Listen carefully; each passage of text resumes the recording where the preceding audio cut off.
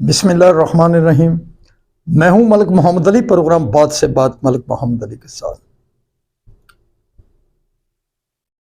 ملکی سیاست کا رخ کیا ہونے جا رہا ہے؟ اسلام آباد کے اندر سیاسی ہلچل کیوں ہے؟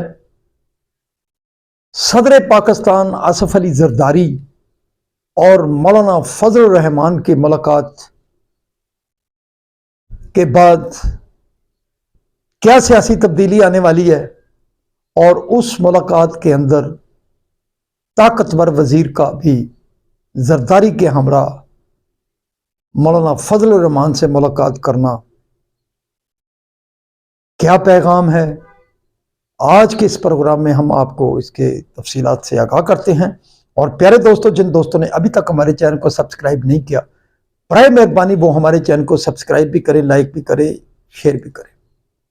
مولانا فضل الرحمان 8 فروری کے الیکشن کے بعد اپنے پرانے اتحادیوں پیپلز پارٹی اور مسلم لیگ نون پر بہت غصے میں تھے۔ اب ان دونوں بڑی جماعتوں کے جو مین رہنما ہیں، خاص طور پر میاں محمد نواز شریف اور آصف علی زرداری کے ساتھ مولانا فضل الرحمان کے بہت ہی قربت کے تعلقات ہیں۔ لیکن الیکشن 2024 کے بعد یہ دوریاں بڑھتی چلی گئیں، فاصلے اور دور ہوتے چلے گئے، مولانا فضل الرحمان کا غصہ بڑھتا رہا، غصہ ٹھنڈا ہونے کا نام ہی نہیں لے رہا تھا۔ اسی دوران تحریک انصاف کے ساتھ بھی ان کے رابطے ہوئے، بڑی ملاقاتیں ہوئیں، میٹنگز ہوئیں، لیکن کوئی فائنل کنکلوژن نہیں نکل سکا۔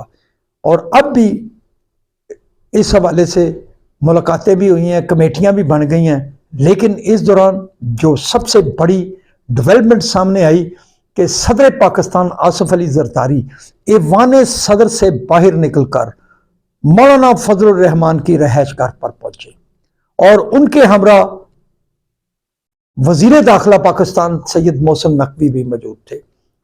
وہ بہت طاقتور وزیر ہیں۔ آصف علی زرداری چلو کہا جا سکتا ہے کہ ان کے مولانا فضل الرحمان کے ساتھ بہت قربت کے تعلقات ہیں، لیکن سید محسن نقوی کا ان کے ہمراہ ہونا یہ کیا میسج ہے، کیا پیغام ہے؟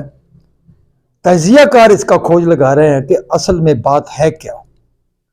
اسی تناظر میں اسلام آباد کے اندر تحریک انصاف سمیت دیگر سیاسی جماعتیں جن کا تعلق اپوزیشن سے ہے، ملک کے اندر آئینی ترامیم کے حوالے سے باتیں کر رہے ہیں، ایکسٹینشن کے حوالے سے باتیں کر رہے ہیں، اور حکومت اس بارے میں کہہ رہی ہے کہ ان کے پلان میں ایسا کوئی تجویز دور دور تک نہیں ہے۔